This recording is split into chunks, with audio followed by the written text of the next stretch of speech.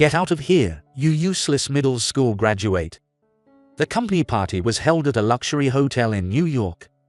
Robert Williams, a new employee, poured iced coffee over my head and said that. Everyone around turned pale, and the vice president rushed over in a panic. Hey, what the hell do you think you're doing? What, did I do something wrong? Robert, not showing any remorse, just laughed. But the smile vanished immediately after the vice president spoke. My name is James Smith, and I'm 45 years old. I've been working at a branch of an IT consulting company for the past 3 months. This company has grown by adapting to the times several times. The company was renamed 12 years ago, but even before that, it had been navigating the waves of the IT era. With this history, the company has major clients among consulting firms, and the system developed by the headquarters research team boasts the top share in the industry. 5 years ago, we expanded our business overseas and succeeded. Thanks to this, we were featured in famous international economic magazines. And domestically, we are always ranked among the top IT companies where new graduates want to work. We actively hire young people who are motivated even if they lack experience and provide thorough training. So the average age of our employees is 32. Of course, we also offer generous benefits, including parental leave, creating an environment where employees can work without worries even after getting married and having children. Thanks to these policies, we maintain a low turnover rate in an industry known for high employee turnover. I came to the sales department of this company's branch in Kentucky, although it is the farthest branch from the New York headquarters. It is lively, possibly due to the nature of the area, with many energetic people. At 45, I'm the second oldest in the sales department, after the manager, but just being here makes me feel younger. However, there's one thing that concerns me. Robert Williams, a 24-year-old new employee. He is an elite graduate from a prestigious university and the vice president's son. He passed the entrance exam with top scores and didn't get in through connections, but he has problems beyond his grades. Hey old man, get this done, and these too. Robert pushes all sorts of tasks onto me with language that is more rude than familiar. If I refuse, he looks at me with disdain and says awful things. I don't know why a 45-year-old middle school graduate is at this company. But if you are here, at least work for those of us who are competent. If you get fired, you'll end up on the streets, right? Your family would be devastated. As he says, I have a wife, Mary, who is 10 years younger, and 2 sons. Both kids still need a lot of care, so I can't afford to end up on the streets. Understood. So, I decided to work for the benefit of those with abilities, just as Robert suggested. Robert didn't just look down on me, he did the same to his fellow colleagues. He especially treated those from universities ranked lower than his own with disdain. It's a miracle you got into this company with that kind of degree. A real miracle. I've seen some of his colleagues trembling with anger while Robert laughed and made such remarks. He also didn't seem to be satisfied working at the branch office. I passed the entrance exam at the top, so why am I stuck at a branch? Working anywhere but the headquarters is pointless. It's good to have ambitions to make a name for yourself at the headquarters, but belittling branch work is arrogant. Moreover, it's standard practice for new employees to spend their first year at a branch office. And he should have been informed of this when he joined the company. If you achieve good results at the branch, you might be able to move to the headquarters next year. In fact, there have been cases where people were transferred to the headquarters in just 6 months. When I said this, Robert sneered. Well, you, old man, will never make it to the headquarters. You'll spend your days doing chores here until the end. If I make it to the headquarters and become an executive, I'll fire you immediately. Be prepared for that. Despite being new to the company, he was already talking about becoming an executive at the headquarters. Everyone around looked at Robert with expressions of disbelief. However, since he was the vice president's son, the manager turned a blind eye, and no one else dared to confront Robert. Amidst this, the annual company party for new employees was scheduled. This event has been held without fail since the company's inception. New employees from various regions travel to the headquarters, tour the office, and then attend a buffet party at a luxury hotel in New York. It makes sense for us to go to the party, but why are you coming, old man? Just stay at the branch and do chores. On the bullet train to New York, Robert said this to me as I casually mingled with the younger employees. The sales manager asked me to accompany you, plus, I'm here to help guide you to the headquarters. A guide? You've never been to the headquarters, old man. Actually, I was at the headquarters before coming to the branch. When I said this, Robert was surprised. What? The headquarters has chores to do too? I was used to Robert's sarcasm, and replied with a smile. Well, I know the headquarters well, so you all can go ahead with the tour. I'll meet you at the dinner later. What? You're coming to the dinner too? How shameless. Ignoring Robert's jabs, I left the scene. Then, later that night, we reunited at the luxury hotel. I had some errands to run, so I arrived at the venue about 30 minutes late. The party had already started, with plenty of food and drinks, and everyone was holding glasses, making the event lively. By the way, the company party is a standing buffet to break down barriers between bosses and subordinates. If it were held at a formal place like a traditional restaurant, the younger employees would get too tense. The purpose of this event is to help the newcomers get accustomed to the company culture. The company hopes that both new and old employees will work together, creating a unified company. Oh great, you are here, old man, Robert said when he saw me. Even though it hadn't been that long since the party started, his face was already red, and his speech was slightly slurred. Seeing him like this made me laugh. Robert, are you okay? Your face is as red as if you've been drinking alone. I didn't mean to mock him, but Robert seemed to take offense at my words. He glared at me, then grabbed a glass of someone's half-finished iced coffee from the table and threw it at me. The cold coffee drenched me, waking me up as if I hadn't slept. Get out of here, you useless middle school graduate. With a mix of anger and contempt in his eyes, Robert looked at me and said, Hey, what the hell do you think you're doing? The vice president, having witnessed the scene, rushed over. Looking around, I saw the executives were pale, and the other new employees were frozen in shock. I wanted to make sure this old man by the window never laughs at me again. Dad. You fool, do you even know who this man is? The vice president scolded his son in a flustered manner. I don't know his name, but he's just some old guy who got kicked out from the headquarters to the branch. They probably didn't need him at the headquarters anymore. Shut up, don't say another word. What, did I do something wrong? I sighed deeply as I watched this unfold.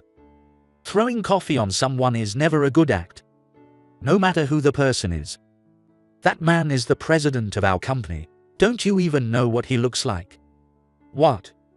Robert, still unable to grasp the reality, looked at me half laughing. I'm so sorry, Mr. President. This guy was really rude. Someone, bring a towel.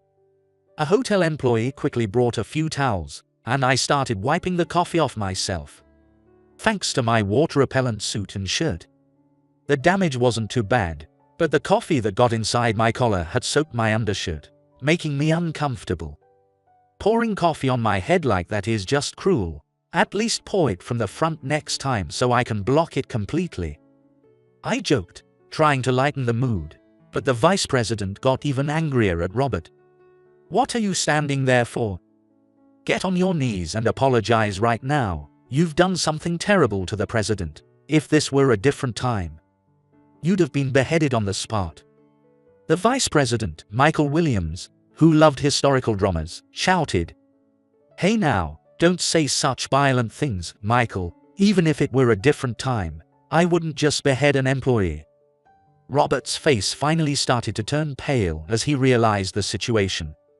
What, really, the president? That's what I've been saying. He is the founder of this company and a mentor to me since college. You've only been able to grow this much thanks to him. But, isn't he a middle school graduate? He said so himself during the introduction, that he only went to middle school. Everyone froze. Looking around, no one could meet my eyes. You remembered that I'm a middle school graduate, but not my name. Well, let me introduce myself again. My name is James Smith, 45 years old, a high school dropout, and the president of this company. No way, so you've been lying all this time? Robert looked stunned. Hiding my identity and working at the branch might have been sneaky, but I didn't lie. I just withheld some information. I wanted to see the true nature of our new employees. I needed to understand them better. Every year, when new young employees joined the company, I would quietly work at a branch to get to know them better. Of course, I usually reveal my identity soon, but Robert's reaction was so unique that I couldn't disclose the truth right away. I was thrilled to hear that Mitchell's son was joining the company. And on top of that, you are smart, aced the entrance exam, clearly inherited your intelligence from your father. I'm sorry, it seems I failed in raising him.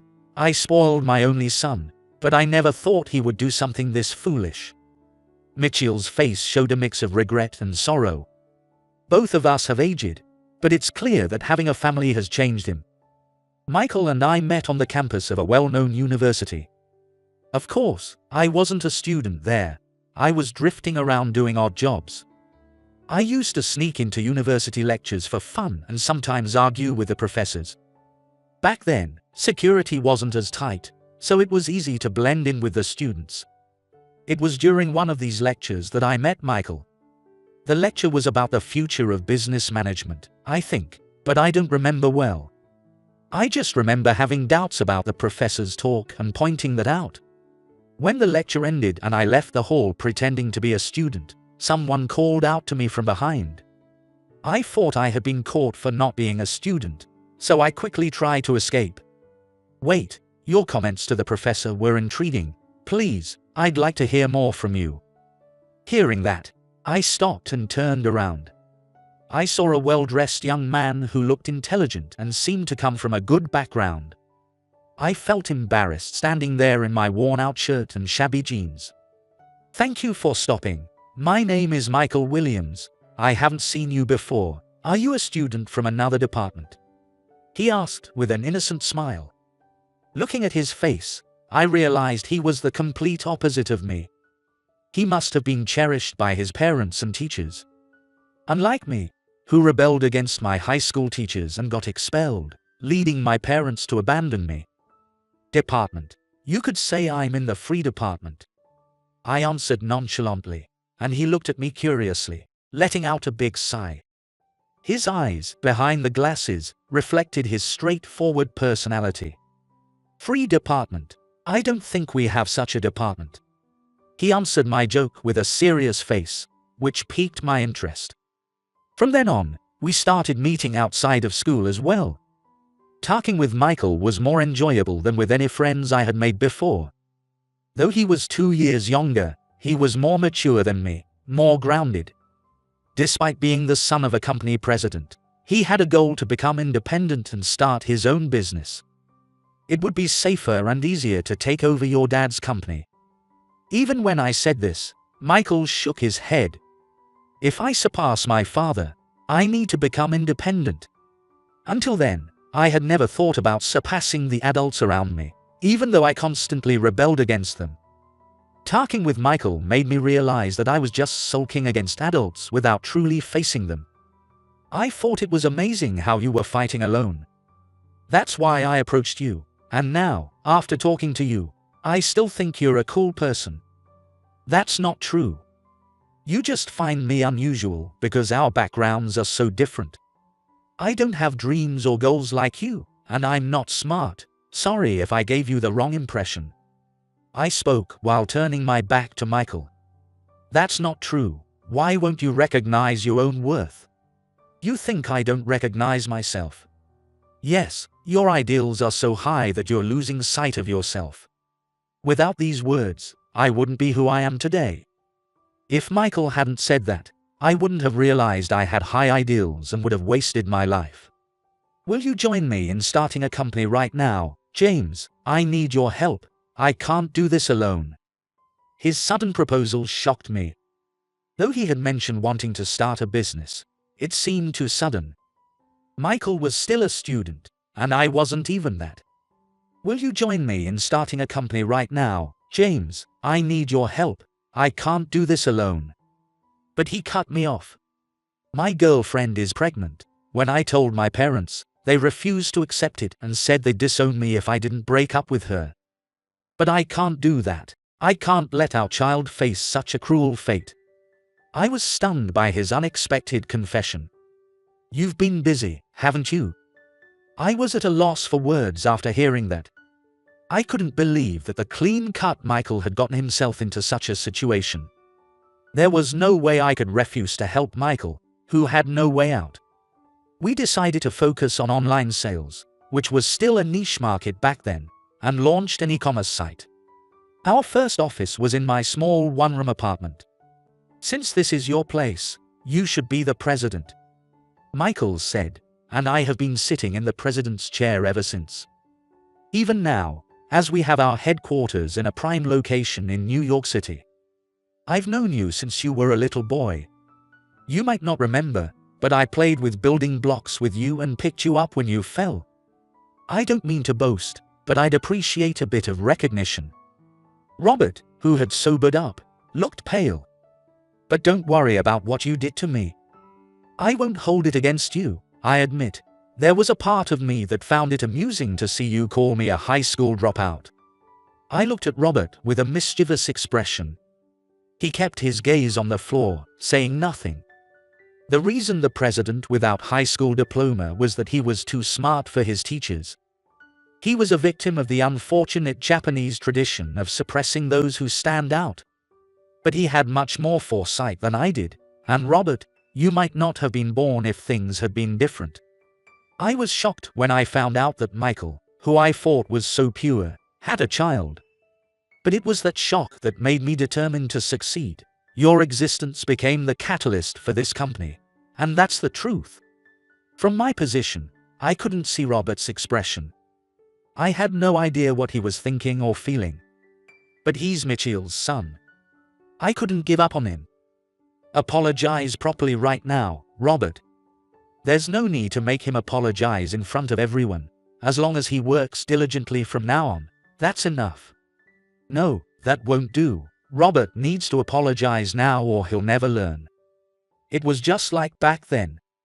Michael truly cared about his family. He wanted to take responsibility. Then Robert, who had been silently looking down, suddenly dropped to his knees. Was he really going to do a full prostration? I rushed over to him.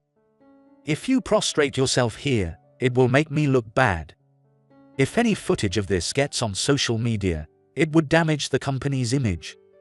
Before I could finish, Robert vomited and collapsed. Even as I got hit directly, I caught Robert as he collapsed.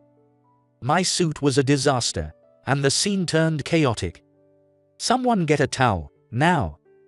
Mitchell's voice echoed, and a few staff and executives ran over with towels. I'm sorry, James, Michael said in a small voice. It was a nostalgic sound. Since I became the president, he always called me by my title, never by my name, to respect my position. This formality sometimes made me feel distant from him. Don't worry about it, and I don't think you raised him wrong, he'll be okay. As I said, Robert's attitude changed the next day. But I didn't expect a person to change completely overnight. People's hearts don't work like systems. Just because he knew who I really was didn't mean everything would change immediately. If you saw me as an old man by the window, that's a fact. If that's how I appeared, then I also share the blame, so work hard and come up to the headquarters. Robert looked back at me with a puzzled expression. If you think you deserve to be the president more than I do, then come and take the seat. He then responded quietly. I apologize for all my disrespectful behavior. I got carried away, but don't forget, You told me to come for the president's chair. I extended my hand to him. We shook hands, and I returned to the president's office at the headquarters. It goes without saying that Robert Williams grew tremendously after that. A year later, he was transferred to the headquarters, where he demonstrated his capabilities. His name became well known within the company. Lately, I've been thinking that Robert is more like me than you. Sometimes I even wonder if he might be my child. When I said this to Michael, he laughed and replied, "There's a saying that children are better off not resembling their parents. Stop talking nonsense and get married already." Don't sound like my parent. I'm married to the company. From the headquarters building, I had a panoramic view of New York City. I often wondered what it would feel like to pass this view to the next generation. As I pondered the future, I continued to sit in the president's chair,